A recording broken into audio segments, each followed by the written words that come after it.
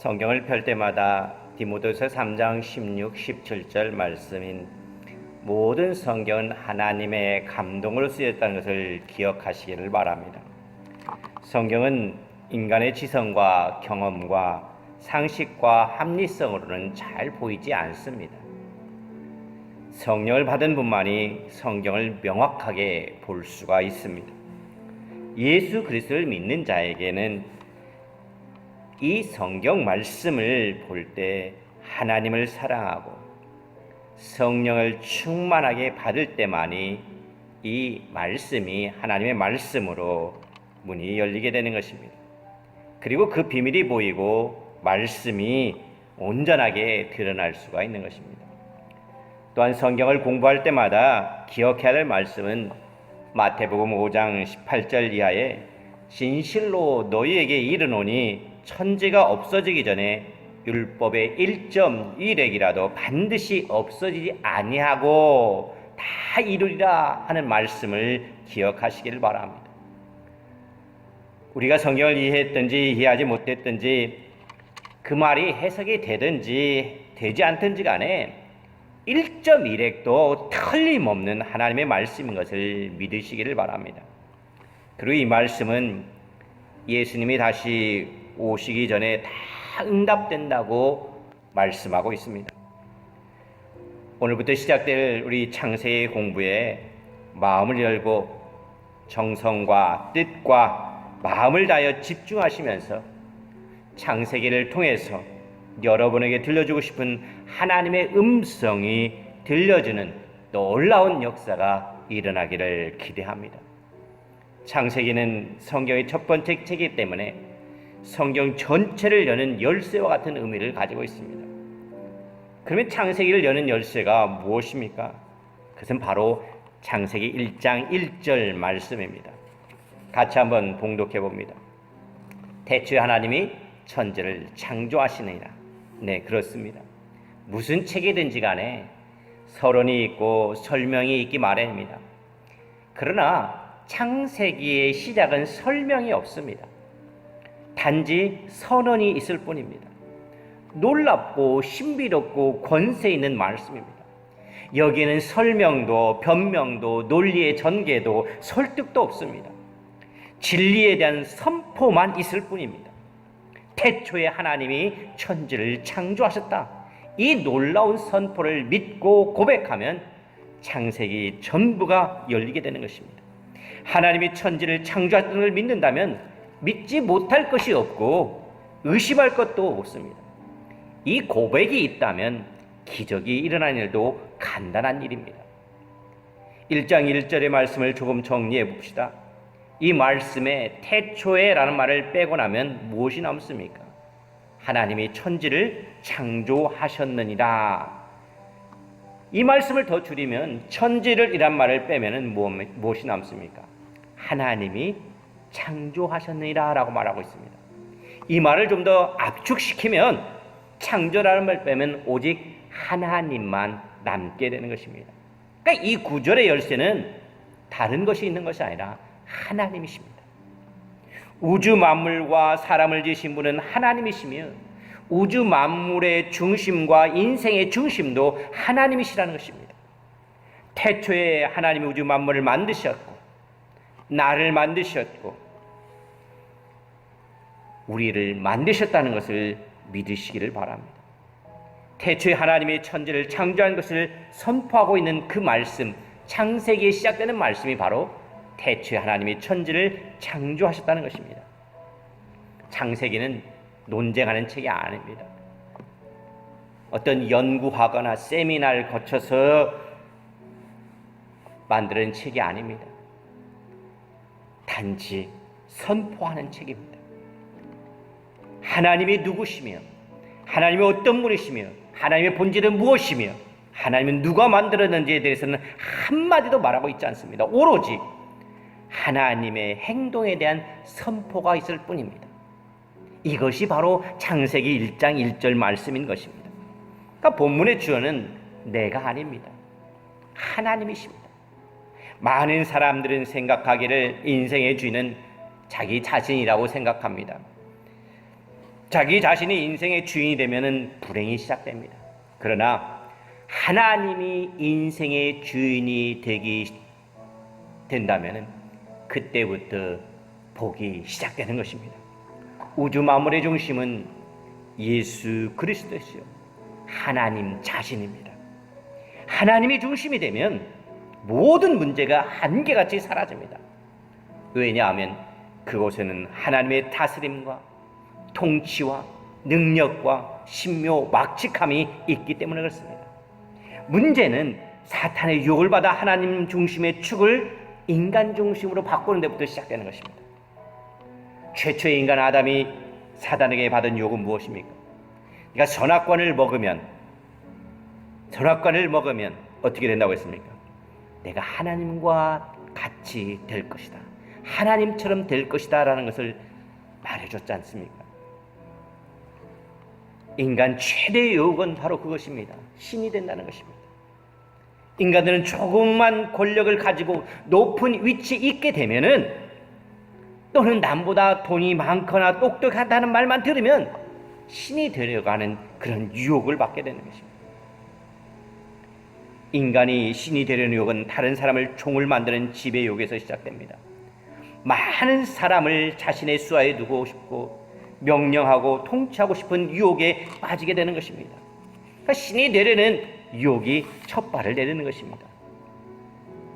인간이 가진 사상에서 가장 우리를 헷갈리게 하는 것이 무엇이겠습니까?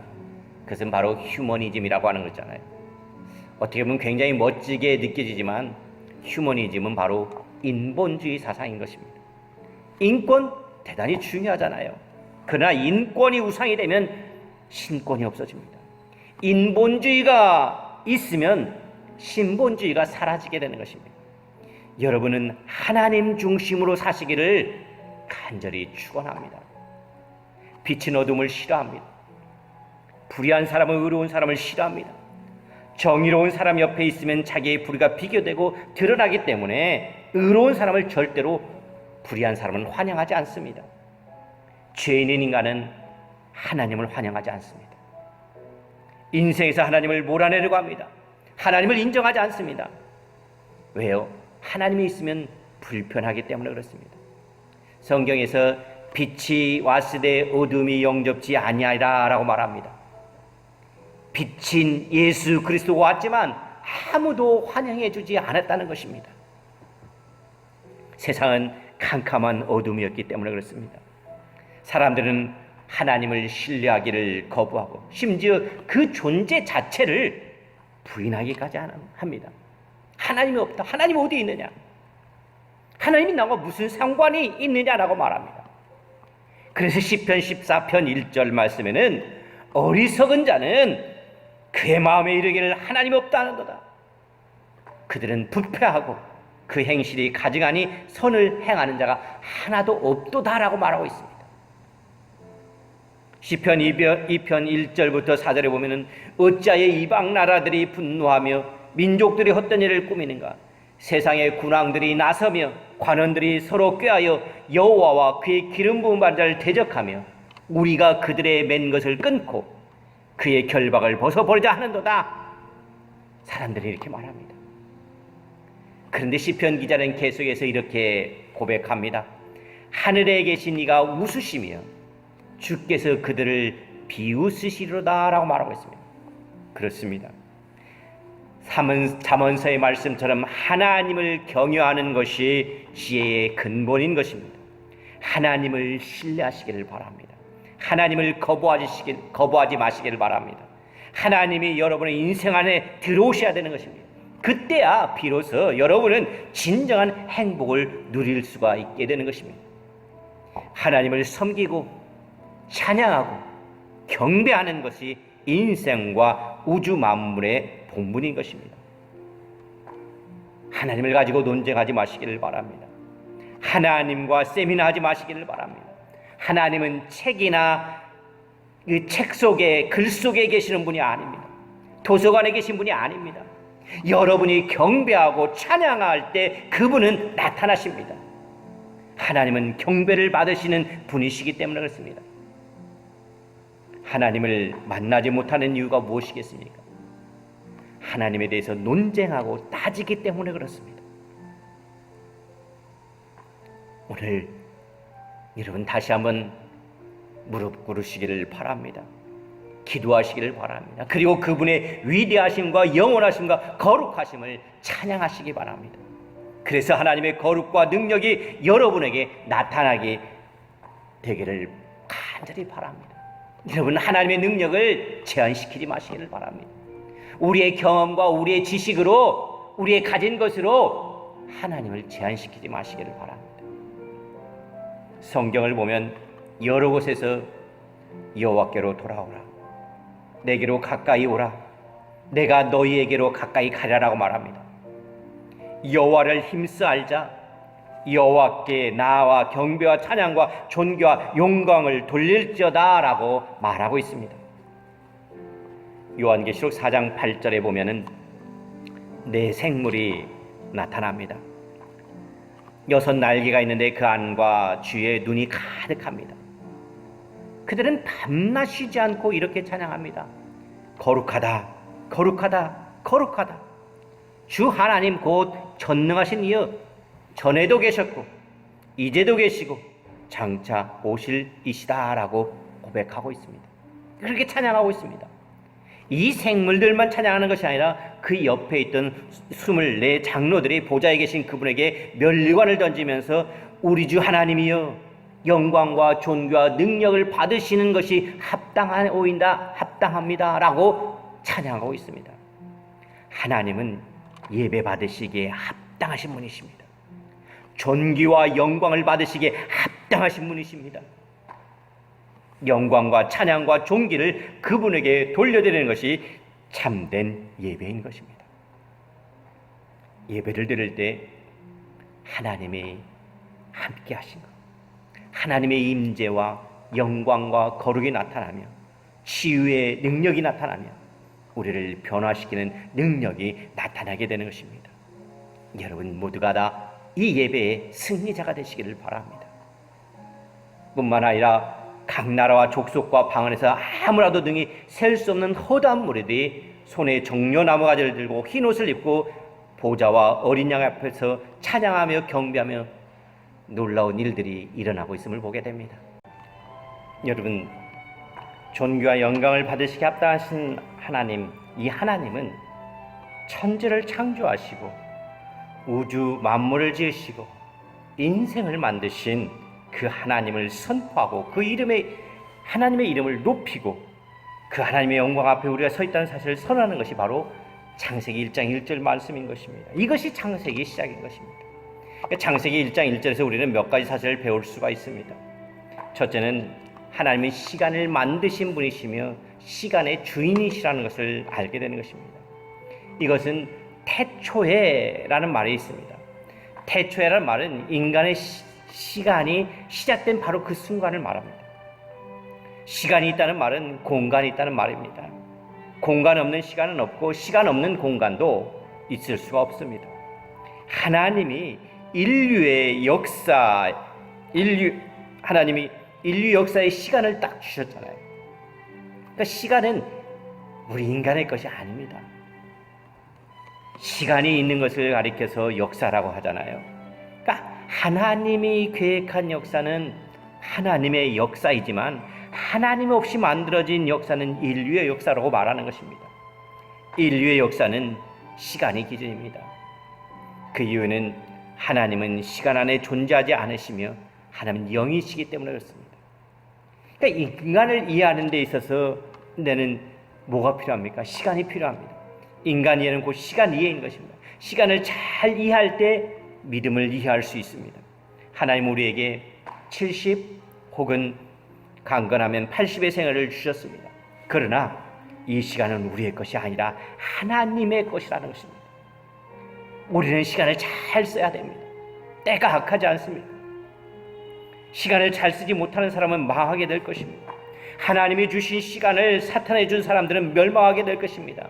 그러나 시간을 하나님을 위해서 잘 쓰고 선용한 사람은 하나님의 복을 누리게 되는 것입니다. 세월을 아끼라, 때가 악하니라. 술 취하지 말라. 이는 방탕한 것이고 오직 성령의 충만을 받으라라고 말하고 있습니다. 시간을 아끼라는 말은 바로 시간을 구원하라는 말이기도 합니다. 시간은 흘러가는 것이 아닙니다.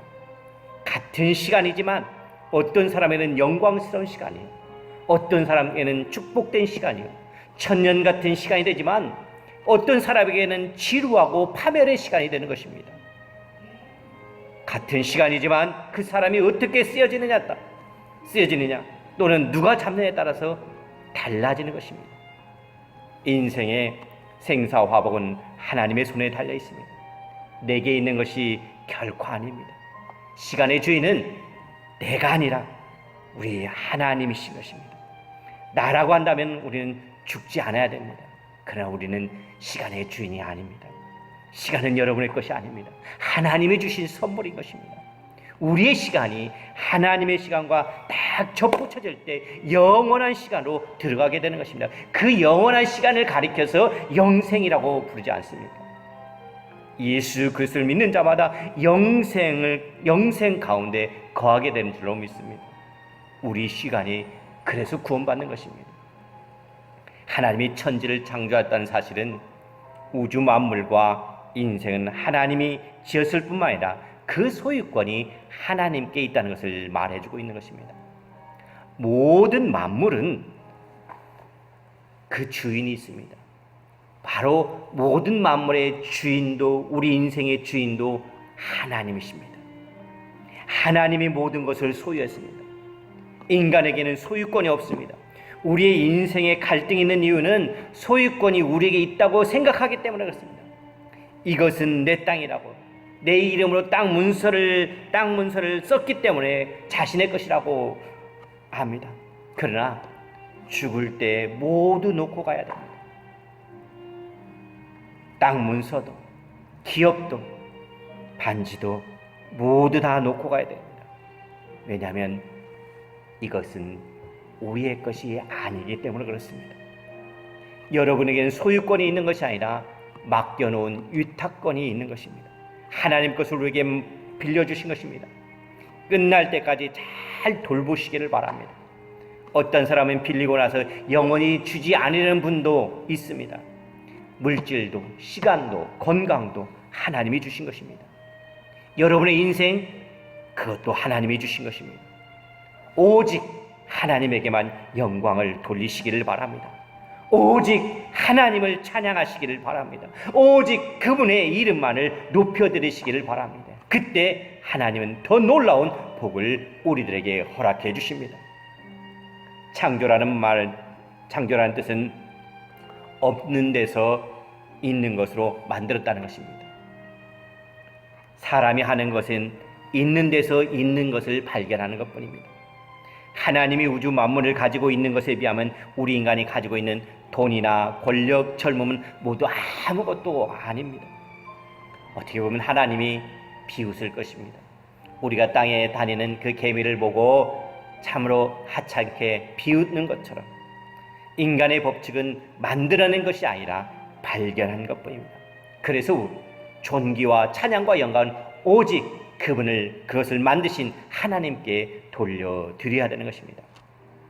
사랑하는 성도 여러분, 우리가 문제가 생겼을 때 어디로 돌아가야 될까요? 하나님께로 하나님께 돌아가시길 바랍니다. 기계가 고장났을 때 기계를 만든 사람에게 가져가면 금방 고칠 수가 있습니다. 우리에게 문제가 생겼을 때 인간을 만드신 하나님께 가면 바로 해결되는 것입니다. 하나님께 돌아오십시오. 하나님을 신뢰하십시오. 절대적인 믿음을 가지시기를 바랍니다. 그분의 이름을 높여드리시기를 바랍니다. 그때 여러분을 만드신 하나님은 여러분의 문제를 해결해 주실 것입니다. 또한 이 창조라는 말에는 또 다른 뜻이 있다면 이것은 없는 데서 있게 할 뿐만 아니라 만든 것을 통치하고 다스리고 관리하고 유지하고 보수하는 것을 의미합니다. 이것이 마치 부모가 아이를 낳고 나서 부모 역할을 다 했다고 떠나는 부모가 없는 것과 같습니다.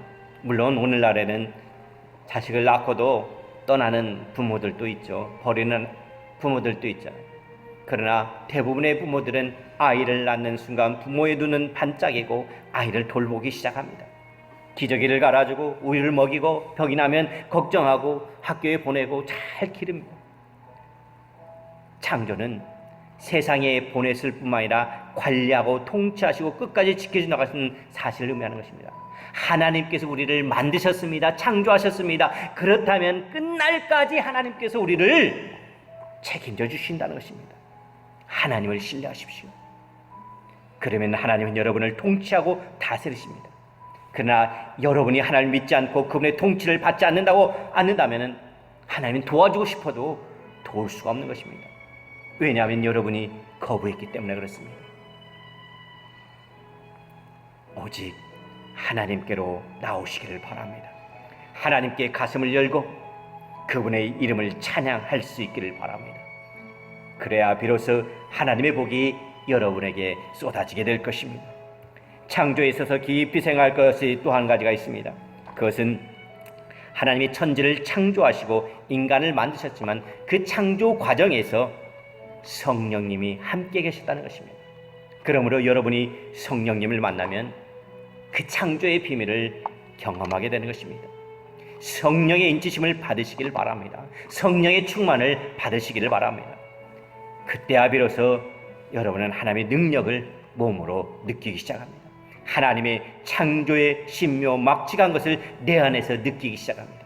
골로새서 1장 16, 17절을 보면 만물이 그에게서 창조되되 하늘과 땅에서 보이는 것들과 보이지 않는 것들과 혹은 왕권들이나 주권들이나 통치자들이나 권세들이나 만물이 다 그로 말미암아 창조되었고 그를 위하여 창조되었고 또한 그가 만물보다 다 먼저 계시고 만물이 그 안에 함께 서니라 라고 말하고 있습니다. 하나님이 우주를 창조하실 때, 시간을 만드실 때 그때 예수님이 함께 계셨다는 것입니다. 이 천지 창조의 원리는 예수님을 우리의 구주로 영접할 때 이해할 수가 있습니다. 예수님을 믿고 예수님을 만나야 되는 것입니다.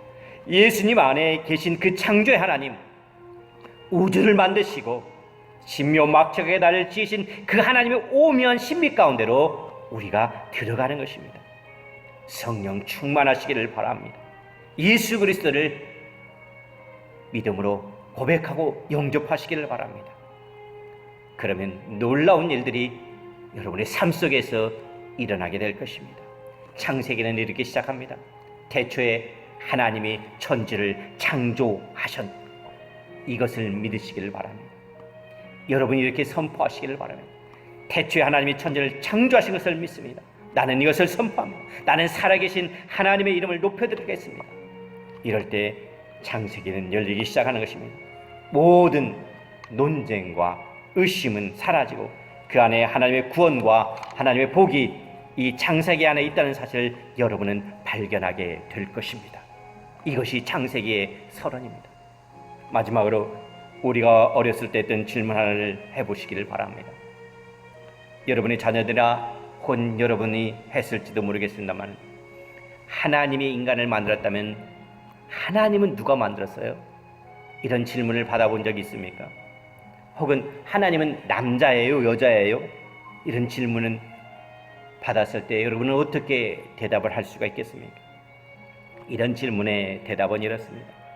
만일 하나님이 만들어졌다면 그 하나님은 더 이상 하나님이 아닐 것입니다. 만들어졌다면 창조주가 아니라 피조물이 되는 것입니다. 창조자는 만들어지지 않습니다. 피조물은 만들어진 것입니다. 하나님은 누가 만들지 않았습니다. 그래서 그분이 바로 하나님이신 것입니다. 그는 창조자이신 것입니다. 그는 영원 전에 계셨습니다. 아니, 영원 후에도 계십니다. 그래서 그분은 하나님이 되시는 것입니다. 하나님 남자나 여자가 아닙니다. 하나님은 남자와 여자를 만들었습니다. 하나님 안에 바로 그 전부가 다 있는 것입니다. 하나님은 부분이 아닙니다. 전부인 것입니다. 알파와 오메가가 되십니다. 그는 존귀와 영광을 받으시기에 합당한 분입니다. 그분은 여러분을 사랑하는 분입니다.